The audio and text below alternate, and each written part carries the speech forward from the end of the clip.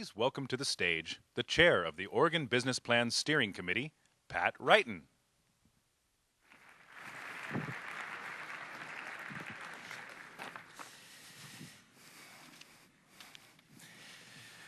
Good morning.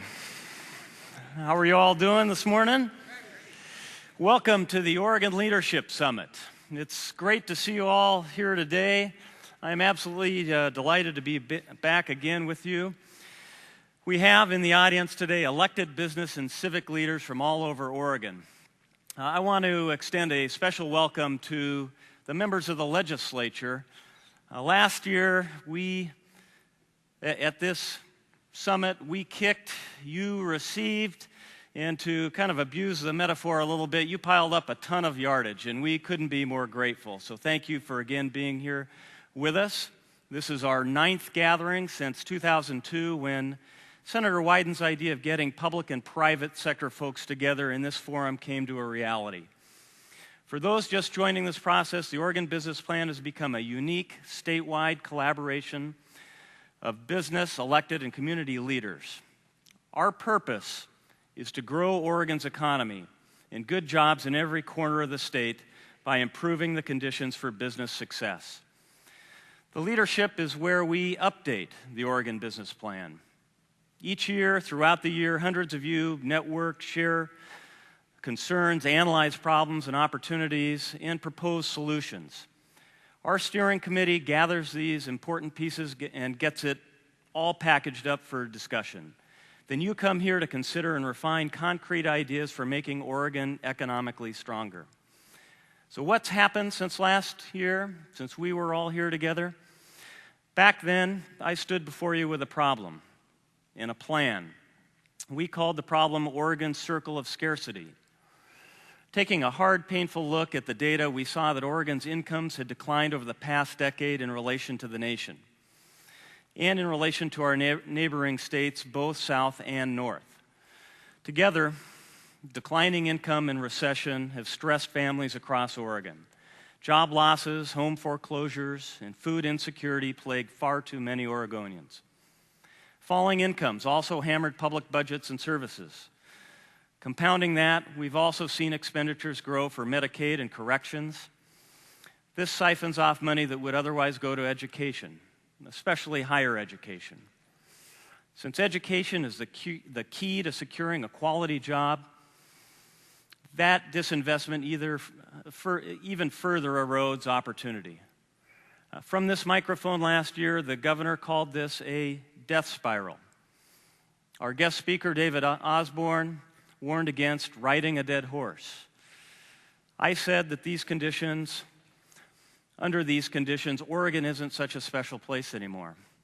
And let me tell you, there was blowback from that message, and some of it lit up the Pacific Core switchboard.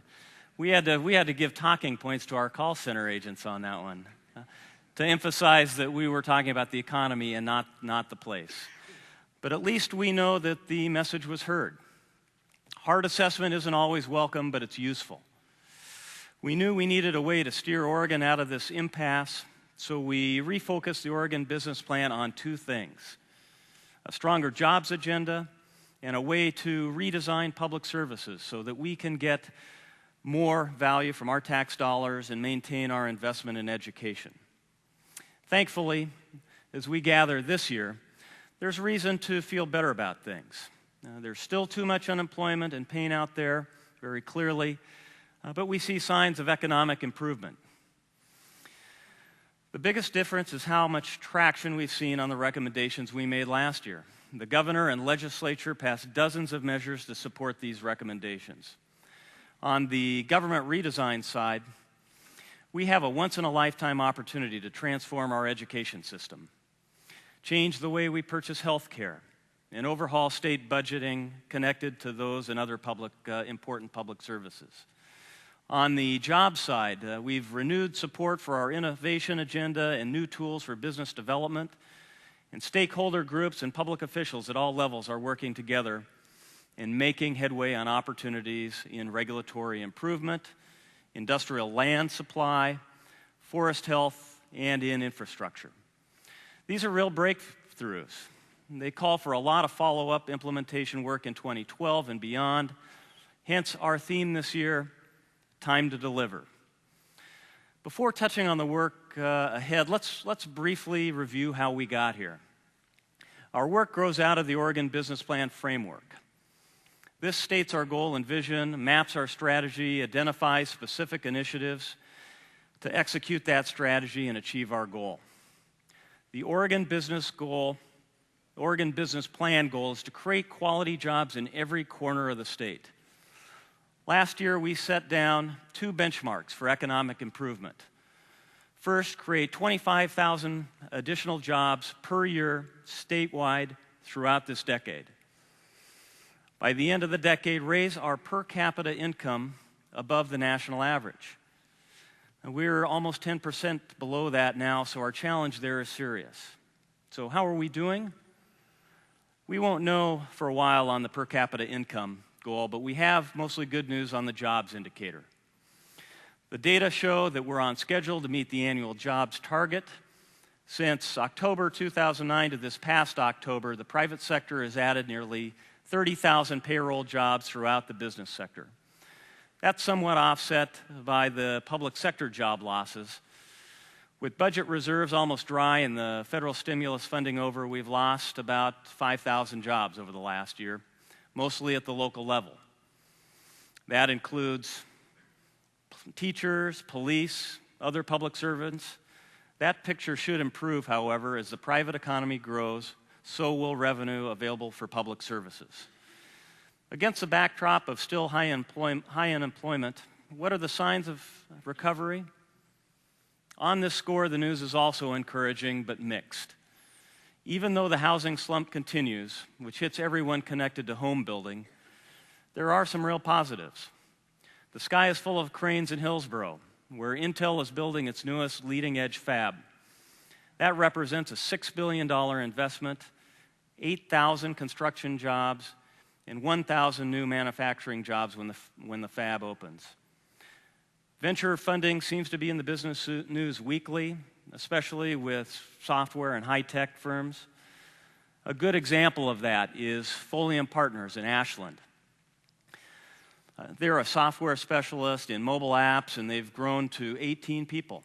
Folium was the first recipient of a $300,000 investment at the Southern Oregon Angel Investment Conference this past year. Another good example, a good story, is Riverhawks Boat in Medford, which makes a range of watercraft for outdoor enthusiasts. They're expanding into a new, larger facility, adding 70 new jobs. And there are more examples. Some we hope to hear about today and tomorrow that are providing signs of life. A major focus of the Oregon Business Plan's vision for the economy is to encourage and support what we call the traded sector. Firms and groups of firms that compete in national and global markets. These are global leaders in product innovation and market reach. They bring in fresh dollars that drive the rest of the economy. We're awfully lucky to have a lot of them, and they're highly productive. They make us a top-tier state, both in manufacturing jobs and in manufactured products per capita.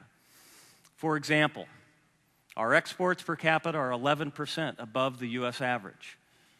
From 1997 to 2010, Oregon's real GDP per capita rose from 86% to 103% of the national average.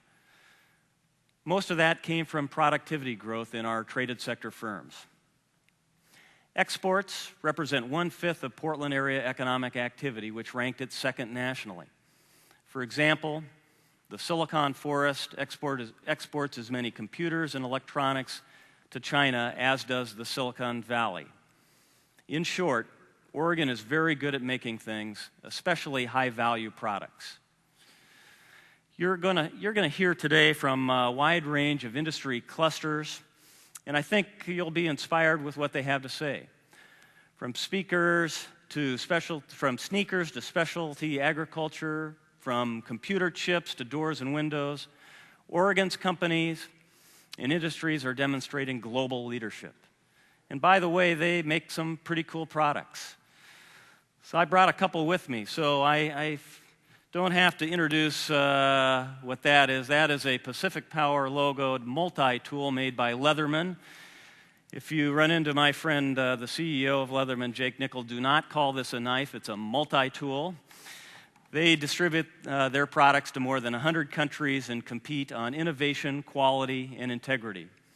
Its 25-year warranty literally shouts out commitment to quality. Schmidt Industries. Their test and measurement products are designed and built here and shipped globally for use in manufacturing. If I have it, this is an industrial laser module with an 8-inch range. And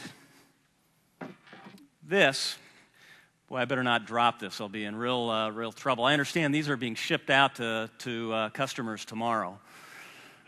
This is a control panel for a vibration analyzer and balancer for industrial machinery.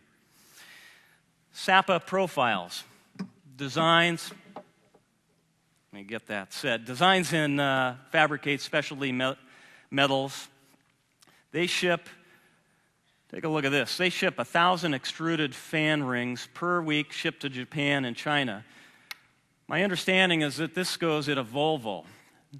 And probably not any of the Volvos you drove here today. Those would be Volvo trucks. Leupold and Stevens, you want to see a cool product? Take a look at that. Very cool. They're located in Beaverton. They manufacture optics for hunting and shooting, plus binoculars and golf rangefinders. So this is a VXR rifle scope. It has a fiber optic LED illumination system, so very, very high-tech and precise. That's a 104-year-old company that sells throughout the U.S. and Europe and warranties its products for life. So these are, and again, I'm going to be very, very careful with that. These are just a few examples that remind us of our strength in the traded sector and manufacturing. In the breakout sessions this afternoon, you can choose from a variety of industry panels to learn what opportunities and challenges what opportunities and challenges our clusters face, and where they're seeing success, and what we can do to build on that success. So this leads us to the third element of the Oregon Business Plan, what we call the 4 Ps for prosperity. People, place, productivity, and pioneering innovation. We had to work hard to get that last P together. These are factors in a community that support the kind of productive, high-value companies that we want to keep and attract. We have consistently listened to leaders all across the state with regard to the condition of the 4 Ps, in particular, what's holding Oregon back. The problems and opportunities that they identify shape the specific initiatives that we adopt each year in the plan. Input like this shapes our initiatives, which is where the rubber meets the road for the Oregon Business Plan. Remember, our initiatives since last year have been organized on 2 fronts: the government redesign agenda and the jobs agenda. The redesign agenda seeks public sector improvements vital to the conditions for business success. In 2010, the business plan recommended 6 of these. Now, the most important were education, health care, and budget reform. And all of those reforms are connected to each other. The jobs agenda identified 10 target opportunities with both immediate and long-range benefit. The idea here is to accelerate public and private investments and put more Oregonians to work. Smart businesses make investments during downtimes. Oregonians and the state should do the same. We developed a list of 10. For example, support the Oregon Innovation Plan, improve capital access for businesses, streamline regulation and permitting, manage forests for improved health and biomass production. As I noted earlier, 2011 was a productive year on both agendas. You can see that in the table of contents on page 8 of your policy playbook. It looks like this.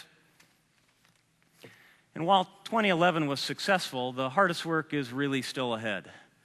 The main challenge we face in 2012 and beyond is to implement the laws, policies, and plans that will grow out of those recommendations.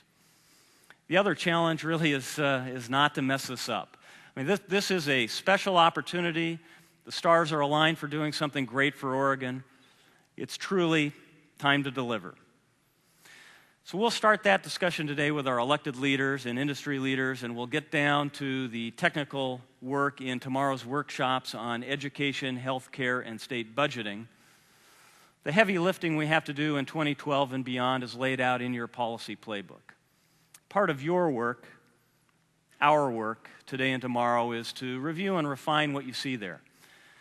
Coming out of this summit, we'll refine the playbook in time to be ready for the upcoming legislative session. So let's get started.